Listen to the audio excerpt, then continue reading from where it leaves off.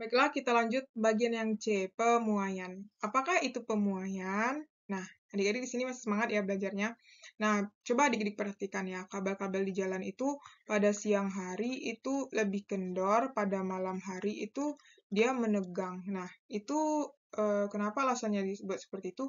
Supaya pada malam hari dia tidak putus gitu ya, tidak putus saat dia meregang gitu. Nah, jadi di sini itu adalah pemuaian itu adalah peristiwa di mana suatu benda ukurannya membesar baik panjang, lebar, tinggi, luas maupun volume yang dipengaruhi kalor.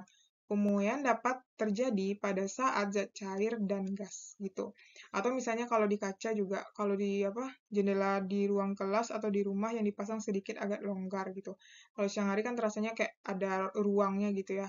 Tapi kalau di malam hari itu kayaknya padat gitu. Nah, itu jadi salah satu akibat dari pemuaian supaya nggak pecah ya. Tidak pecah. Kalau kabel listrik itu supaya tidak putus, oke? Nah, sekarang kita akan membahas bagian pemuaian zat. Nah, yang pertama itu adalah pemuaian panjang ya. Nah, pemuaian panjang itu contohnya pada rel kereta api. Pada siang hari dia itu memuai. Kalau suhu siang itu karena suhunya tinggi ya. Suhu tinggi dia memuai. Nah, sedangkan kalau pada malam hari atau suhu rendah, dia merenggang gitu. Nah, kalau misalnya nggak dibuat renggang, nanti bengkok ya. Kalau misalnya bengkok, itu berbahaya juga kan. Nah, nanti relnya rusak, berbahaya bagi eh, ini, berbahaya bagi kereta yang lewat. Nah, untuk pemuaian panjang sendiri, kita menggunakan rumus ini ya, delta L sama dengan L0 kali alfa kali delta T, di mana delta L itu adalah pertambahan panjang, L0 adalah panjang awal, alfa adalah koefisien panjang, dan delta T adalah perubahan suhu. Nah, delta T itu nanti kita cari suhu, T itu kan suhu ya. Nah, kita cari yaitu suhu tinggi dikurang dengan suhu rendah. Gitu, oke? Nah, kemudian di sini pada pemuaian panjang itu terjadi pada suatu bagian sisi benda. Misalnya pemuaian yang terjadi pada panjang satu logam gitu. Nah, ini beberapa koefisien muai dari beberapa logam ya.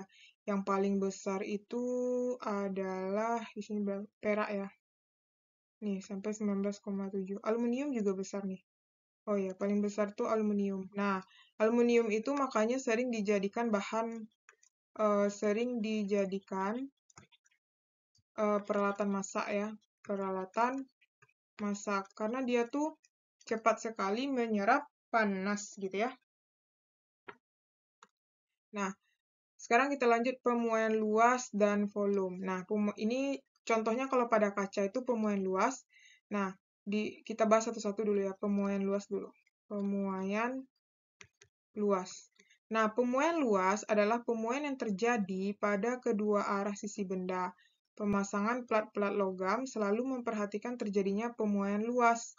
Nah, pemuaian luas memiliki koefisien muai besar 2 kali koefisien muai panjang. Nah, jadi di sini pemuaian luas itu dilambangkan delta A sama dengan A0 kali beta kali delta T. Jadi beta itu sama dengan 2 alfa, 2 kali alfa ya. Di mana delta A itu adalah pertambahan luas, A0 luas awal, beta koefisien luas, dan delta T adalah perubahan suhu. Nah, kemudian yang ketiga ada pemuaian volume. Nah, pemuaian volume itu artinya pemuaian ruang memiliki koefisien muai 3 kali koefisien muai panjang. Nah, kayak gini kan. Jadi dia gamma sama dengan 3 kali alfa. Tadi 2 alfa, sekarang 3 alfa. Nah, di mana delta V itu adalah perubahan suhu, V0 adalah volume awal, PT adalah volume akhir, alfa adalah koefisien muai panjang, beta adalah koefisien muai luas. Ya, buat apa nih ya? Delta T adalah perubahan suhu. Mungkin nanti untuk lebih jelasnya kita akan bahas ini satu-satu ya di materi selanjutnya gitu. Nah, di sini ada koefisien muai. Nah, ini ya. karena dia volume itu 3 dimensi gitu, makanya dikali 3 alfa. Oke, sekarang adik-adik pahami aja tentang pemuaian dulu ya. Berarti tadi pemuaian ada 3 ya, ada pemuaian panjang, ada pemuaian luas, ada pemuaian volume. Nah, di sini ada pemuaian zat cair. Nah, pemuaian zat cair itu juga mengalami pemuaian ketika dipanaskan, jadi nggak benda padat aja. Zat cair relatif lebih mudah teramati dibandingkan zat padat. Salah satu contohnya adalah pembuatan termometer yang memanfaatkan sifat pemuaian zat cair di dalamnya. Dapatkah kamu menjelaskan mengapa alkohol dan air raksa dipilih sebagai pengisi pipa kapiler dalam termometer? Nah, contohnya kayak gini kan. Ini kan ketika cepat ya memuainya. Nah, kenapa dipilih raksa dan termometer itu? Karena dia cepat pemuaiannya gitu ya. Pemuaiannya cepat gitu. Jadi cepat terlihat perubahannya gitu kan, dikasih suhu yang panas, langsung dia kelihatan perubahannya. Misalnya kayak gini kan, dari suhu segini ketika dipanaskan langsung naik menjadi 30. Nah, itu artinya dia cepat memuai, artinya atau lebih sensitif terhadap suhu gitu ya. Nah, kemudian selain zat cair ada gas. Nah, contohnya ini kalau misalnya kita lihat di lampion dan balon gas ya. Nah, balon gas ini kan bisa terbang dikasih api. Nah, artinya dia memuai. Nah, seperti halnya zat cair, gas juga mengalami pemuaian jika diberikan kalor dalam jumlah tertentu. Sifat memuai gas dapat kita manfaatkan dalam kehidupan sehari-hari. Misalnya untuk menerbangkan balon udara, memompa ban sepeda tidak perlu terlalu kencang dan jangan meletakkan balon di tempat yang lebih panas. Jadi ini kalau misalnya kita mau membesarkan balon ini, berarti harus dibakar kan. Jadi dia mengalami pemuaian sehingga dia bisa terbang gitu. Oke? Nah, sekarang kita akan melanjutkan bagian ayo uji kemampuan. Di sini, nomor 1, tuliskan dan jelaskan salah satu pemanfaatan fenomena pemuaian lainnya yang dapat kamu temukan di rumah. Nah, seperti udah kita bahas tadi ya, itu salah satunya adalah kaca jendela, rel kereta, atau kabel tiang listrik ya. Nah,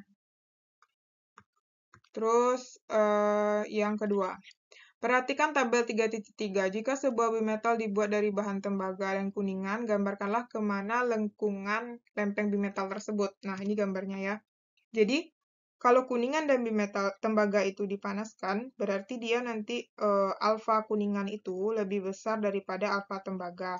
Sehingga ketika dipanaskan dia akan membengkok ke arah tembaga karena delta alfa ya, pertambahan panjang kuningan itu lebih besar daripada pertambahan panjang tembaga. Nah, itu yang nomor 2 ya. Nah, nomor 3. Carilah informasi lebih jauh tentang festival lomba balon udara yang dilaksanakan tingkat internasional. Apa saja kategori sebuah balon udara dinyatakan sebagai pemenang?